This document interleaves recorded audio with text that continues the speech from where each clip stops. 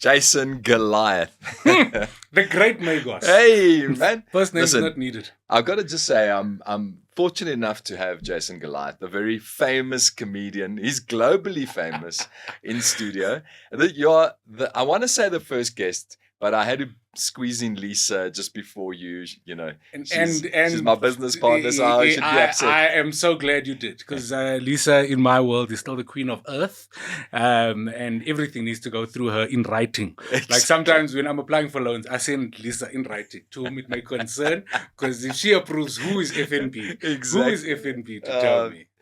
Listen, it's so lucky to have you in studio. So good to be here with you, so in your beautiful studio. Yeah, we've got a big history. Yeah. And often I talk about, Jason, how I'm so enamored with how you've grown and what you've done and all this amazing, growth that's come about through the years.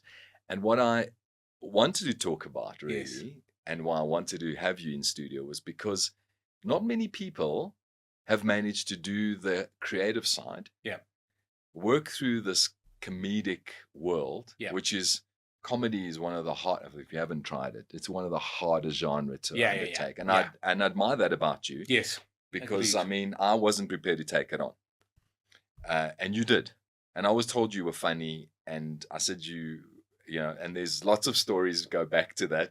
Many. Yeah. Many, we'll cover them as we go. But, that sort of route to now being an entrepreneur, and there's a bigger brand. Yeah. And that's gone Goliath times 2. So it's like G squared, G squared. Yeah, well, Goliath, it's Goliath and Goliath. G to the power of 4, Oh, technically. yeah. Okay, true. G to the power of 4. And the other Goliaths may not be products of Magos, but they are definitely influenced by the teachings. So I just want to make clear that I, Jason Goliath, am product of Magos. I'm proud to say that Petro was once a great mentor to me. And I often look back, because I do think that mentorship is underappreciated, undervalued. And it's only, I think, when you get to a certain age and you realize that all those things that your mother was saying to you about, you need experience. You can't do things that you don't know. You got to learn first. You got to, and I've got to thank you for so much of the experience, because I hope when you see me do things, you think that's a product of Magos. Like, I hope you can still see your influence, and it's all your fault. And I'll tell you why. It's all your fault because I was with you in a time where I think we met literally when you were transitioning off the microphone completely into business. And I think you, like a lot of stalwarts in the industry, and stalwarts that you trained, I look at guys like Owen Swanson, for example, who now runs one of the biggest voice agencies in the country, one of your competitors, I'm sure, from a Legends perspective. But I remember, all of us working for you. And then I remember you were the first who had to make a decision that it was either the business or the microphone. You couldn't be the guy that was entertaining the people and satisfy the size of the ambition that you've always had, because you were always going to take over the world. I mean, anybody who legally changes their name is ready to take over the world. Let me tell you. If you don't know now, you know. Go and Google. So I watched you step away from something that you were really good at, one of the best I'd ever seen, and devote yourself into crafting people that were just as good as you, but more into building a business. And I saw that sacrifice that you had to make. I then later watched Owen make the same sacrifice, where eventually you can't be the artist and somebody else's manager. Now you're vying for the same jobs. It becomes messy. And I don't think you can ever give your business the type of attention it needs if you still have the passion of an artist. I was, however, I think, able to take inspiration from that and understand the type of sacrifices that I would need to make, because I still want to be the artist. I built a business so that I could be the artist. Like, that was the instruction from day one. Yes. I don't want to be a businessman. Yes. I want to be an artist. So let me build an infrastructure around myself that can sustain me in this space. Not many people had the type of experience that I had to be able to build that business. But we built a business where I am, on a daily basis, more and more becoming an artist and trusting that the business is going to do what the business has done, because of, it's in capable hands. Yeah. And where I'm needed, I get involved. But it was literally that example of seeing you do that, which made it clear to me that if I want a big building in Ilovo and a house in a different country, at some point I'm going to have to choose. Yes. Either I'm an entrepreneur or an artist, and I'm going to have to give 100% to one of those things. But you also taught me that the only thing that money affords me is experiences, which gave me freedom to not copy your experience, but rather think about what experiences do I want? What level of the game do I want to play at? It doesn't matter. I'm going to speak about so many things. There was a time, and you'll never forget this. Like, this was because I'm a car guy, this was such a big moment in my mind. You've always had these crazy rich friends that do crazy things. And I'll never forget, you had friends that had bought then the V8. I actually have one of those M3s now, weirdly, in my collection there. That a V8 M3, and you'd bought a little hairdresser's 135i, convertible little 1 Series, and you used to roll with all your friends. And you had hairdresser vibes, but I mean, you know what I mean. I took the badging off so no one knew it was. Yes. But I'll never forget you saying to me, listen, boy, they drive M3s. But robot to robot, I kill them. My friends, they can't understand it. I kill them. And I looked at you from this weird perspective because I knew that you could afford a better car than them. Sure. And I knew that you were busy doing other things. And having the best car in your group didn't mean anything to you. It was hilarious for you that you'd chosen to buy something that made sense based on your strategy at the time and were whipping their asses. But it suddenly gave me the freedom to not compete in the way I was before. So I think competition is healthy. I think we've got to be inspired by each other. I think we've got to compete. But I also think you've got to compete for the things that you want. Because otherwise you end up with Pedro's life and then you're Jason Goliath and you hate that life. Correct. Then you've got to make sure that, and what you helped me do is be very clear on what does Jason want. And that's how I approach the business from the start. Now back to you. Sorry, your podcast. No, the podcast is about you. You know, I love guests and I want to talk to them. And, you know, the reality is that I want to understand your journey because there's a lot of young people that are wanting to either become entrepreneurs, or there's entrepreneurs that have hit ceilings or have hit places.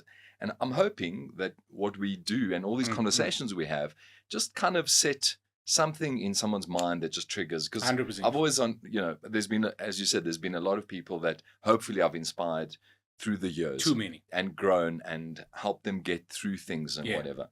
And now has come the time where I'm in the VC world. It's one of the other passions I've got, and I want to be able to give them some hooks from different, because it's when someone's done it and you're not sure where they've come from, it's difficult to visualize yourself. Absolutely. There. But when you can take people through a journey and say, and I think our next segment is failing, and and how you fail and how you deal with failure, and then how you get through that failure and all the rest of it. I mean, I remember the story of you being part of my stable of MCs and being with the agency with Lisa, and you came one day and I sat down and said, my boy, where are you going? I hear you leaving. Yes. And then you went off. There was exactly that amount of bass in it. I still remember that. And that sentence cursed me. Your sentence was, where are you going? I explained to you that I'm going to go sell insurance.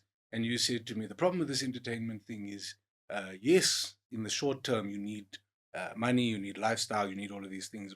But this is an itch that you will never be able to scratch. I will see you when you're done with whatever this is. Because entertainment, you will be back. You like entertaining people. This thing's not going to leave you. You're going to come back. And I remember thinking, Petro, he always doesn't want anybody to, because I was young and stupid and I thought you're not on my team. Because that's what you think. As soon as somebody disagrees with you as a young entrepreneur, you think that they are against you. You don't think that they're trying to help you based on their experience. And not everybody wants the best for you. So let's put that out. So you also got to be safe. So in fact, most people don't want the best for you. Sure. So rather have your guard up. But it's also taught me a couple of things. We spoke off camera and we said that entrepreneurship is like being a superbike rider. It is exciting. It is, you got to hold on. It is unpredictable. But there's also only two types of superbike riders, those that have fallen and those that are still going to fall. And we say that entrepreneurship should be categorized as the same thing because there's only two types of entrepreneurs, those that have failed miserably and those that are still going to fail 100%. Miserably. 100%. So I listened and didn't listen. I left I remember I was still a casino host at Empress Palace. I saw this amazing ad to go and sell insurance, and it had this is funny because it said OTE 120,000 rand a month. And I thought it was opportunity to earn, not on target earnings, because that's how dumb I was at the time. I didn't even realize what OTE went. And I went in and was mesmerized and started selling insurance and started my own brokerage very soon after that. And the first thing I want to tell entrepreneurs is that expect the world to be unfair. The world is not fair. All those fairy tales that we read, all this thing that you see about karma, and you believe that, just do the right thing and things will work out. I believe that over the course of your life, that's true. When you're doing the right thing, the right things will happen to you. Sure. But in the short term, the world doesn't care about your feelings. I started an insurance business. I did everything by the book. I listened to people like you, where I made sure that I had a good accountant, a good this, I double checked that. I wasn't spending the money on things that weren't helping the business. And I still went under in spectacular flames. So I think the first thing every entrepreneur needs to hear, and I've been saying this in interviews and I've been getting a bit of flack for it, because a radio interviewer will say to me, Jason, if there's a kid in Matric listening that wants to start stand-up comedy, what do you have to say to them? And I go, don't do it. Go and study as far as your parents will pay, and then go and earn a salary and make your 25th pay slip somebody else's problem, but your money must be in on the 25th. I'm like, go and do that life. That's the life you must go and do. Go and make sure that when your money is not in, you can phone somebody and say, where's my bloody money? Don't make your money your responsibility. Then they say, that is so negative. How can you say that to a young comedian? And I go, no, because I wish that somebody told me how hard it is, how difficult it is. Because if there's somebody out there that thinks it's easy, they're going to fail and be miserable and waste time in their lives. But if there's somebody that's going to ignore this advice and want it so badly that they're going to try it anyway, that person, I think, has got a chance. Yes. So the person who's going to go, I'm going to ignore Jason Goliath telling me not to do this. I want this so bad. I believe in myself so bad that I'm going to do this. I'm going to do it hell or high water. Then you're going to make it. So the first thing, that failure was bitter, like I said, because I tried. I worked my ass off. It was unfair because when it came down to it, all of the people that were there eating the money with me were not there when it came to recouping the money. I went through the ugliest, I still deal with calls from lawyers. The liquidation, in 2009, my business liquidated we owed just over 9 bar, and you know how much money, even in today's times, that's a lot of and my business partner left the country. He's living a great life somewhere else because he had a family. And I was a softie. I was like, no, it's fine. You got kids. I don't have kids. I'll stay here. I'll field these calls. And eventually, even he stopped answering my calls when I was looking for help. And I had to face all of those things on my own. So I think and you know this very, very well, which is why you've got to protect yourself. And I've watched you protect yourself at every step of your entrepreneurship journey, is make sure whatever you're getting involved in, that you can be accountable for whatever the results. You can be accountable for the success. You can be accountable for the flop. But at every point of this, I was learning. At every point of this, I was developing. If I had to look back, somebody said to me the other day in a podcast, hey, if you were to bump into 20-year-old Jason, what would you say to him? And I said nothing. And they said, what do you mean? I said, firstly, 20-year-old Jason was an asshole. He would not listen to me. The first thing he would say is, look at your body. You can't even look after yourself. You want to lecture me, you fat bastard. That's the first thing 20-year-old Jason, because he thought he knew, 20-year-old Jason. He thought he knew everything on earth. He was so cocky. He thought the world is his oyster. He had no idea. So I would say nothing, because 20-year-old Jason needs to make every mistake he made so that 44-year-old Jason can enjoy the life that I live today. Yeah. So my fear is, if I change one little thing, I change everything today. And right now, there is nothing I would change. I have my dream life because my influences taught me that I can engineer the life that I want based on the effort I'm willing to put in. Everything has a cost. If you are willing to put up the cost, you will enjoy those things. Be patient, work hard, work properly. And if you're not going to work properly, don't work at all. If you're not going to dollar properly, stay in bed. Yeah. Don't get out of bed. Rather do it tomorrow. Like, show up. I remember you coming in a year later, because it was a year later. I think maybe it was a year and a half. I can't remember. And Oh, was it 4 years? I 4 felt years. like a year that you left. No, time flew, And because then- you were also building a lot of things at the time. Yeah, Time I flew was. that. And he walked in, and I remember you saying, "Fuck you, Magos, fuck you." Yeah. I don't know if Yes. I could put that on, but anyway, Yeah, you can. It's the internet. It's the internet. Beep But it out. We had a good laugh. We laughed Yeah. a lot, and then you got started back, and then you went off. The reality is that you have slowly built it up, and I Yes. think there was this rush to get there. Yeah. And then you realize that compound patience and time pays off. Compound patience and time pays off, but it's as literal as that. So, people speak about compound interest. Compound interest and compounding only works when there was an initial investment. Yeah. And compounding interest and the success thereof will only be reflective of the investment initially. Yeah. So I watched somebody like you invest wholeheartedly, slowly, at a pace that is far too slow for me in terms of seeing results. I've always struggled with the concept of delayed gratification. I want everything to happen quick. I want it to happen now. And watching you has helped me find my gearing. So my business looks nothing like yours. When COVID came, we closed the offices. I cut overheads by 70% within the first 6 weeks. We had a very different approach to everything. But what my business is for me. Yeah. It's my business. It satisfies me. I hope my business partners feel the same in terms of it being for them and yielding what they've done. We've managed to implement a lot of changes, but the approach was different because of the failure. Yeah. So because I failed, realizing that even when you do things properly, you can fail. It changes the type of things you do. If you fail after doing things properly, it's because you weren't doing the right things to begin with. I should have never been selling insurance. I was never passionate about insurance. I never cared about insurance. I pay a lot of money to insurance companies now because we all need to be insured, but I'm still not passionate about insurance. So when I look back, even though I did it properly, because there was no real passion or care from my side, and the marker was financial success only, I think that's why that business failed. So as an entrepreneur, I strongly advise entrepreneurs that are not satisfied by what they are doing, that there's a higher chance of failure because you don't care and you're in this for the wrong reasons. When you and when they go, but I go, the problem is you're going to sit across the table competing bid for bid with somebody who is passionate, and then people are not going to book you because they can see the difference between somebody who is and somebody who isn't, and you don't want to come up against somebody who isn't. So the trick for me was to understand before I started building the businesses, what are the objectives for me? What am I working for? What type of life am I looking? What are my markers of success? And then I could whittle it all the way down to the basics. Cool. Let's start with something that is going to be sustainable.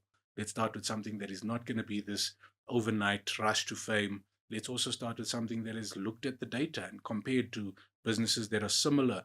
What is the industry doing? Who are my competitors? How would I like to be seen by these competitors? And I became incredibly strategic in the beginning. There were a number of businesses that nobody knew about. So what we did is we became the first above the line comedy brand. And when I say that, there were many businesses, but people knew comedians. They didn't know their businesses. And that meant that those comedians, even though they had businesses, the success of those businesses were linked to the reputation of the comedian. And I was like, oh, that's a flop. So that means if I end up on Twitter, my whole ecosystem collapses because somebody doesn't like me. So how do I build something that's independent of me, that can sustain me, that can be the infrastructure and support systems that I need? And we started on this journey.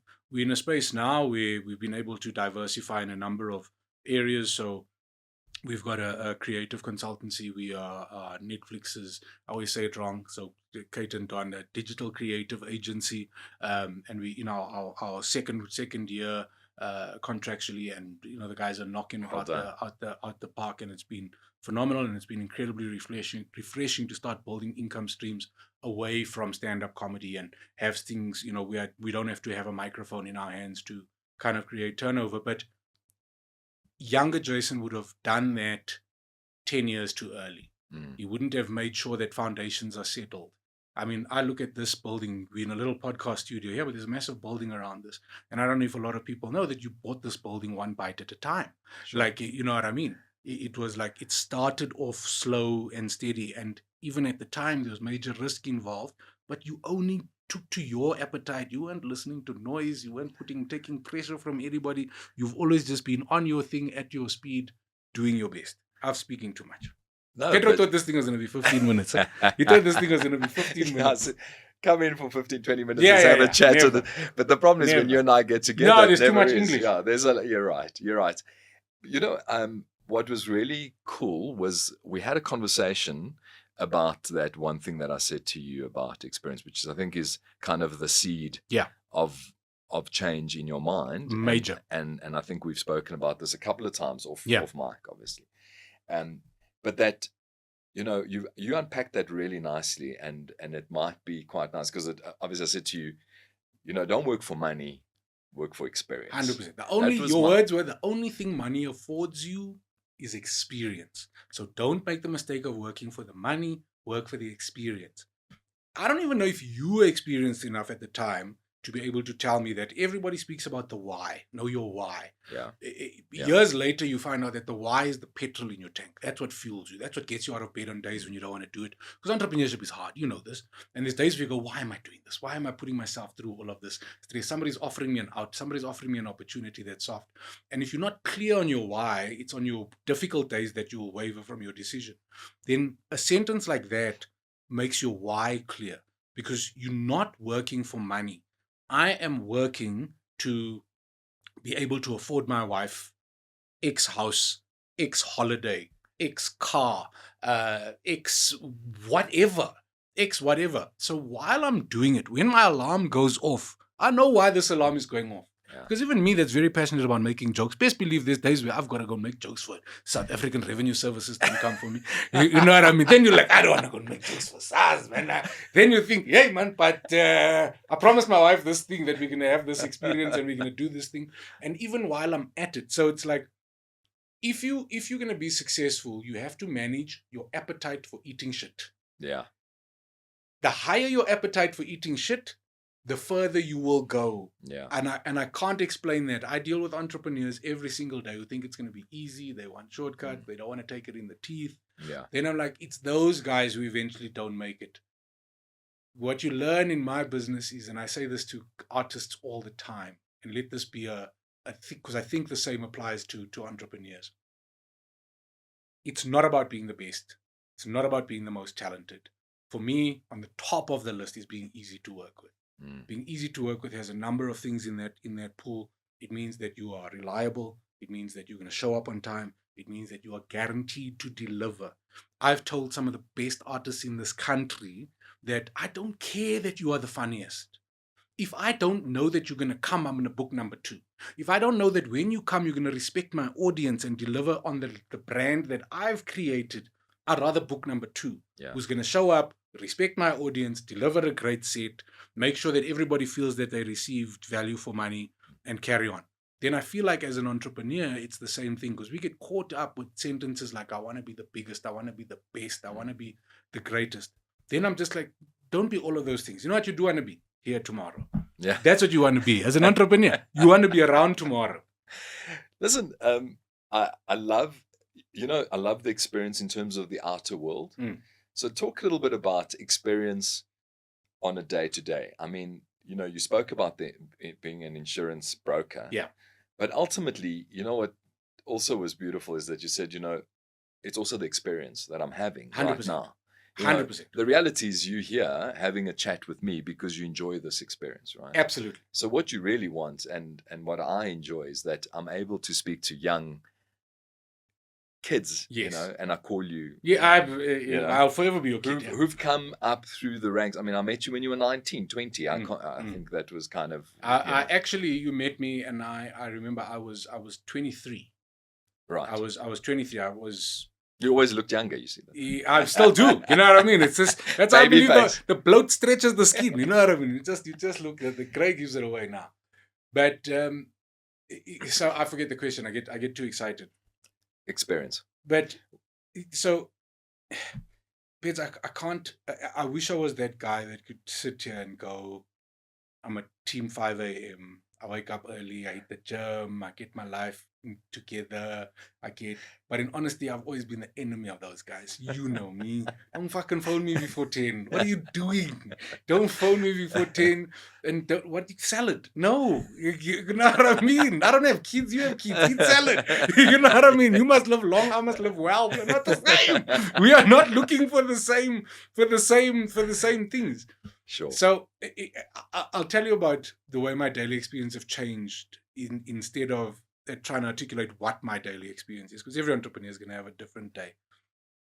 I was trying to be the busiest while making the most money, while doing all of these things. And a weird thing happened. I do a gig, and it's probably 8 or 9 years ago now. And this really also just helped me with course correction. I do a gig out in the Drakensberg for a big motor company.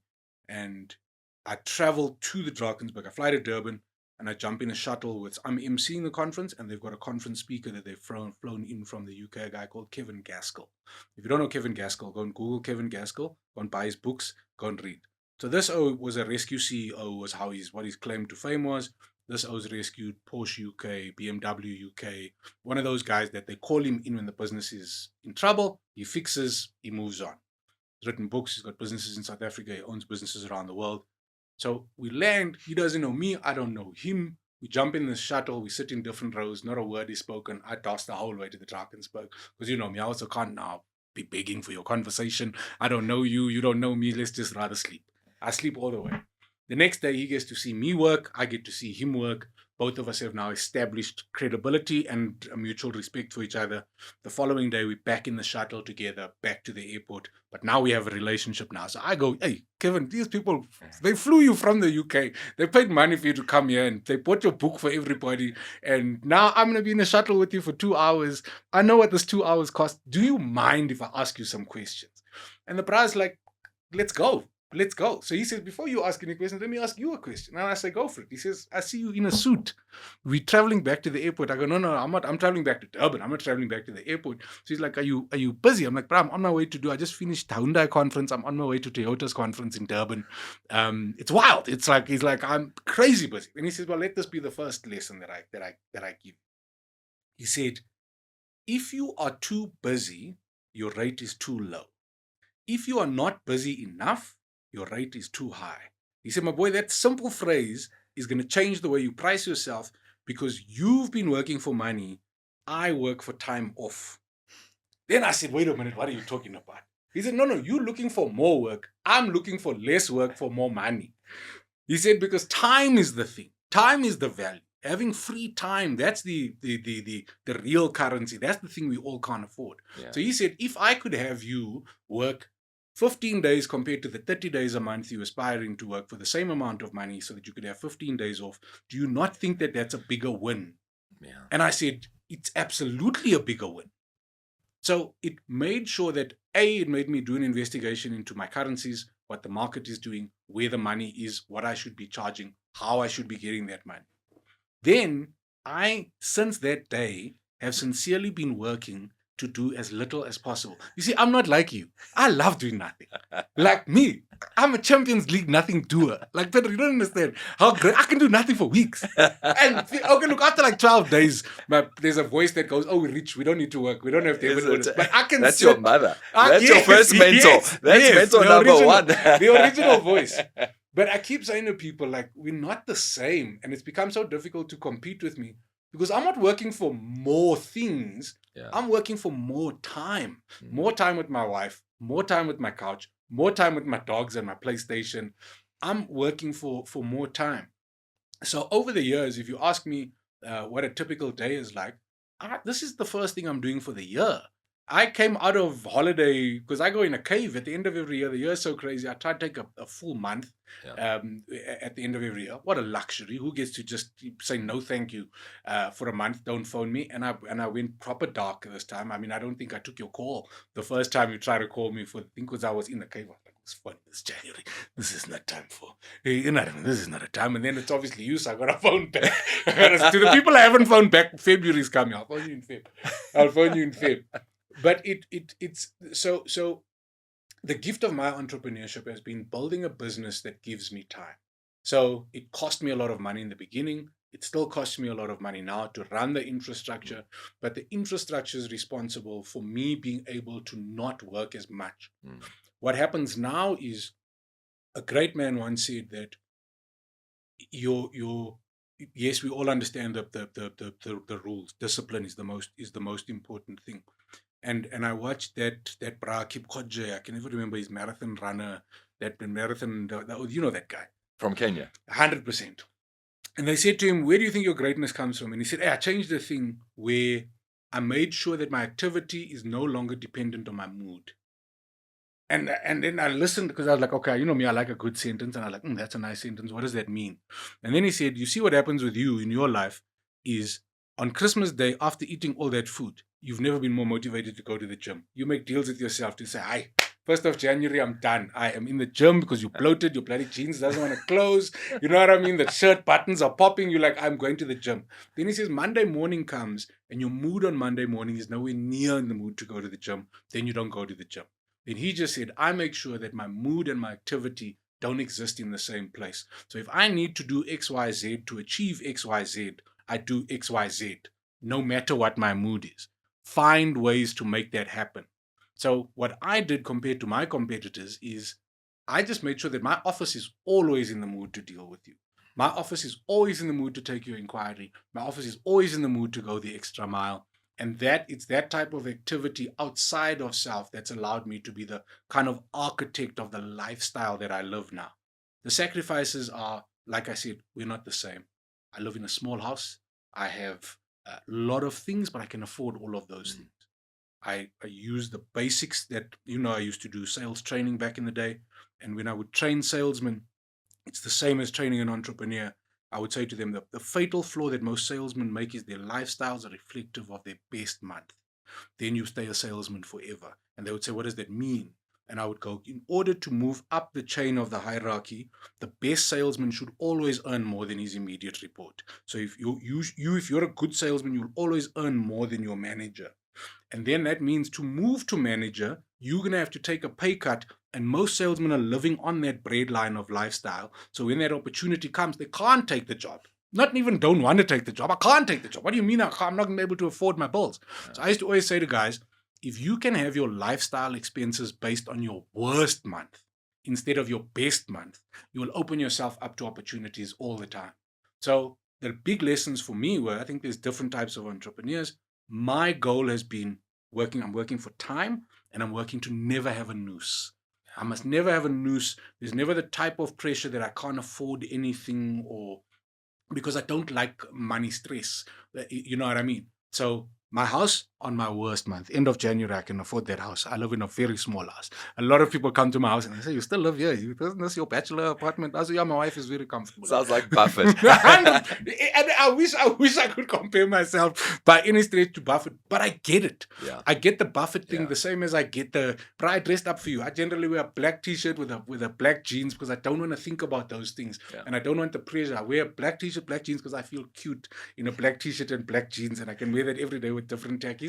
You don't know things. So I relate as I get older to all of those methodologies. The Buffett thing, I mean, he's ridiculous. You know what I mean? Yeah. You can't be the richest man in the world still living in your bachelor apartment. So he takes it to the extreme, but I get that. I get that thing of, because I think that it's so easy as an entrepreneur to get caught up in somebody else's vision or in somebody else's budget and target. Then you are now hostage to those things or those people. Yeah. And I've just been able to kind of build not a very independent, but also I don't have a keystone client. I don't have, there's no one client or individual that is kind of responsible for everything. It has its cons. Am I the biggest comedian in the country? No. Why? Because I do a lot of other things. Sure. Because I can't just have one thing. And I've learned lessons in my life for the type of person that I am.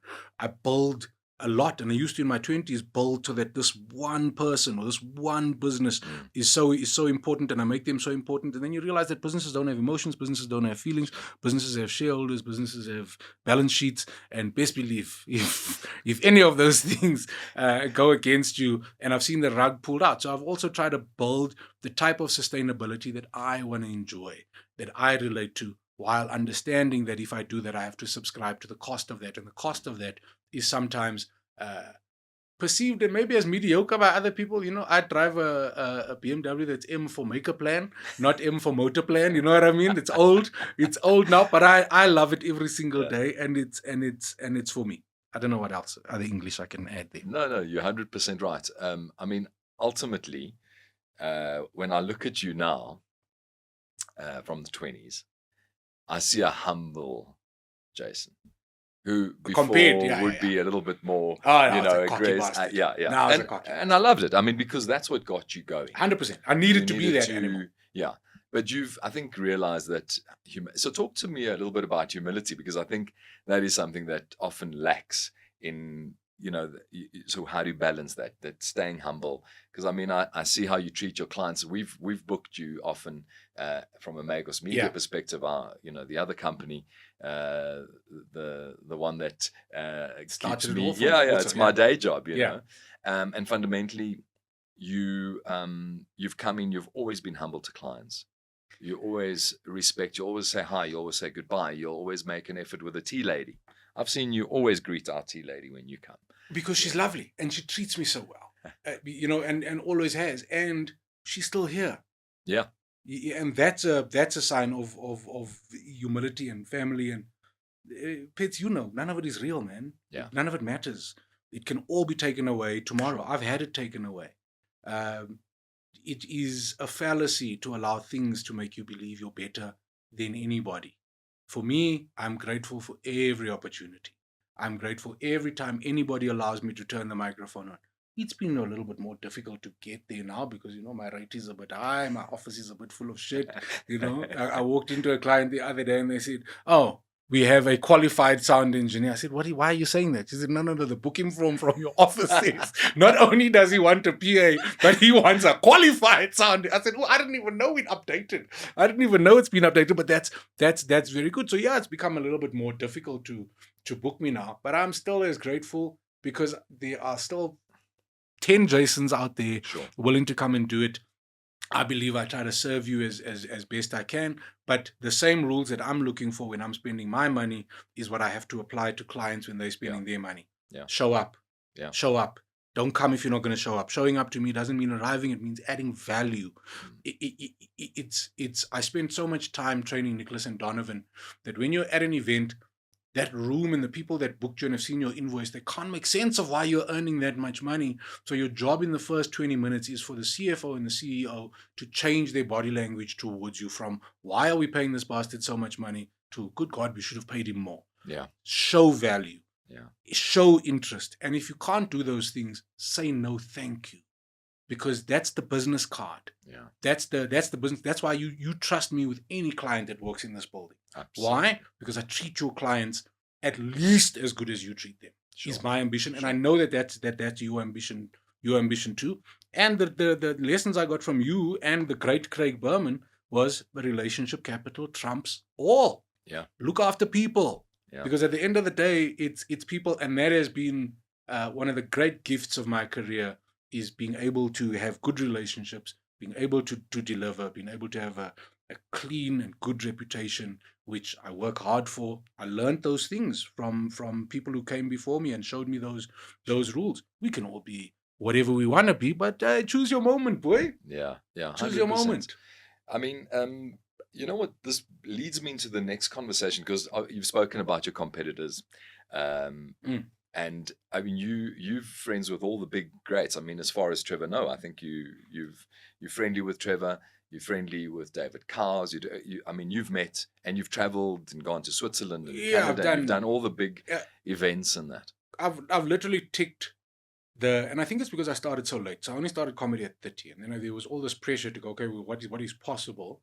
Yeah. And let's get as much of it done. And when I started the kind of mecca was JFL, which was the big Just for Laughs festival out in Canada, biggest festival on earth for comedians, so even bigger than Edinburgh when it comes to comedians, but also the most exclusive festival on earth, because even the fringe performers have to be invited by the festival. So you know 99.99999% of comedians will never be invited, or would never have been invited to JFL. I've been invited to JFL twice. I did JFL with filming a Comedy Central special there, which, I mean, for me, in terms of ticking a box of the dream that a comedian can have, I filmed a Comedy Central special at the biggest festival on earth. Amazing. 2 years later, Kevin Hart's LOL network, Kevin Hart invites me.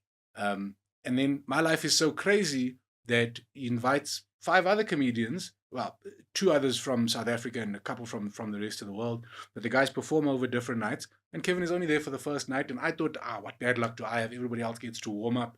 I've got to basically go straight in without, a real feel for the city. And I'll never forget, we had a warm-up show the night before. I went on after Michael Shea and Colin from Saturday Night Live. I got to perform after those guys. Those guys were so funny that when they said they're done, the audience thought the show's over. The audience started leaving. Then the host goes, "Hey, before you go, here's Jason Goliath." And I died on my ass. And I was so angry because everybody else had at least 2 or 3 warm-up shows. I had 1 warm-up show. The next night I'm on. Nick and I prepare, and then Kevin Hart only watched me. He hasn't watched any of the other guys. He was only there for the first night of the festival. I happened to be the first performer. Kevin Hart watches me. Kevin Hart's manager goes, "Oh my God, we've never seen shit like that before." Then I'm just like, what? Who?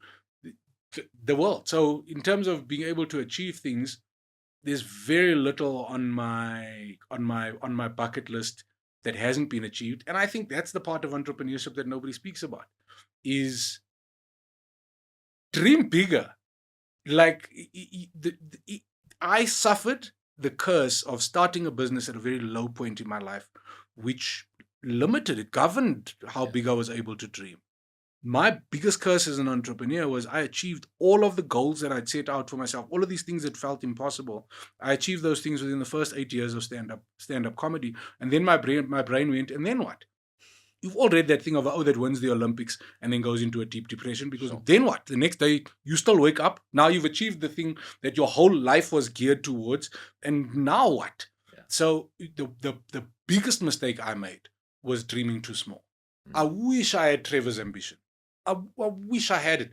I don't have it, because Trevor and I came up through different streets and different avenues, and Trevor started comedy as a kid compared to me starting it as an adult that had failed already and already experienced how hard life can be, and that everything can be taken away from you at any point.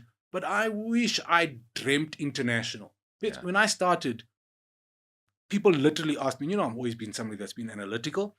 And I remember saying stupid sentences in the business to Donovan, Nicholas, and Kate, and especially to Don and Nick, and going, this thing we're doing is, I can feel it's definitely going to go somewhere. So be wise enough to know where you want to end up. Be wise enough to, when you dream, make sure that that's actually what you want, because you don't want to end up there. So I went, for example, I don't want the Trevor thing. And people go, "What do you mean?" And I go, I live walking distance from my mother. I will have walking distance from my sister. I have a wife. I have free time. There's things that I have that after a certain level, you can't enjoy those things anymore. So then I would say stupid things like, and this is now 14 years ago, and the sentence was, "Jason, do you want to be Trevor famous or Joey Rasdin famous?" And I chose Joey Rasdin famous. And when people would say, "Why?" I'd say, because Joey can have breakfast at Wimpy. And they go, "What the fuck does that mean?" I said, "I love Wimpy breakfast. Trevor can't just casually just pull into a Wimpy. The Wimpy comes to a stop if Trevor comes to me. I want my cheese 100%. Yeah. So then I'm like, understand those. And it may sound stupid, but those are the consequences that you have to kind of understand. And I only say it was silly on my behalf because I didn't realize at the time that, I didn't back myself enough at the time. I wasn't confident enough at the time to believe that I could exceed all of the little milestones that I had kind of put in. So make sure you never ever get to the bone. Make the dream so huge that you go to the grave not achieving it. I think that's the best life you can live. And then just be present and enjoy the journey and celebrate every single day. Live with, we do a thing called the happiness economy, and it's based on 3 simple principles every single day: gratitude, acceptance, perspective. If you can appreciate those things, and if you want to know more about those things, come to the show. But if you can appreciate those things, I think you will live the richest life possible. Perfect. So I'm going to take that as the biggest advice out of this entire conversation. And, we were going to do 15 minutes. Yeah. Never going to happen. Never going to I've been happen. in here for 45. Yeah. And I still have 45 in me. But I'm going to end off so that I can give you a break and we can go and have lunch. But what is next for you? Like, what is the next? As soon as you were talking about dreams, like, what's the big dream? What's the next big dream? I'm glad you. And I mean, you can or cannot. So as an entrepreneur, the pro that I did was I doubled down on corporate. I found where the money in the industry was, doubled down on the money, secured the bag, made sure that I can provide a very exclusive and specific service. I used all of my skills from before comedy to be able to add to that. So we're at a point now where I think for the future, and I think you and I must chat about this, but I don't think sales and marketing are my client for the next 5 years. Personally, I think HR is my client. I think that businesses are going to see entertainment as the luxury item that's going to be first to scratch off. So how do I secure that as an entrepreneur?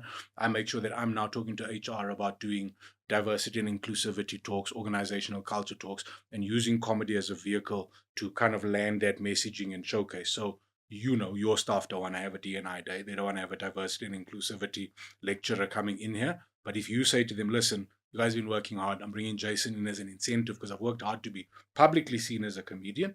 Bring Jason Goliath in to entertain us. I sit with HR. I see the messaging. I then now deliver something where the barriers to receiving that information are down because they think it's entertainment, and I can still hit the marks. I've done very well in that space. Where I should have been focusing on is building a community online, and guys like Alfred Adrian, I think, is the latest to have properly mastered that. Carvin Goldstone, Riyad Musa, Nick Rabinovitz, Mark Lottering did incredible over the years of nurturing a community of people that they serve with their art. And that just means that when they put up a show, their tickets sell incredibly well because they serve a community that expects and respects. And every year, Mark will sell out the Baxter because this community knows. I focused on corporate, didn't build that public community. So if there's a major mistake that I've done, and something that is now I've got to focus on for the next 5 years, is building that type of community that I will entertain. I think, you spoke earlier about, you should have done this so many years ago. And then I go, you can only say something like that if you weren't doing something. Yeah. If you were doing something, then it just becomes next, something that you still to do and you can analyze as you go. But for me, it was actually this podcast studio. Yes. I was saying 100%. We should have built this 4 years ago. And then I said, you were building things. It's not like you were holding, sitting on your hands. Stuff. Yeah, you were building things. So for me, it's about now starting to invest in the community. So that just means, for the first time in my career, social media comes into the fray. Also something that I should have doubled down on 10 years ago. But to me, I'm old like you. Facebook is somewhere to see my friends that moved overseas.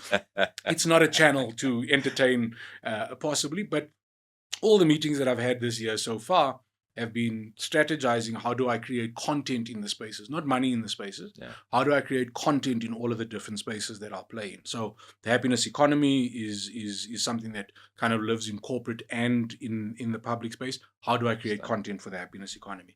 How do I create content to showcase my stand-up, which is separate from the other type of stand-up that I do? How do I create content that showcases the lifestyle? Because I have quite an exciting life. I get to do cool things.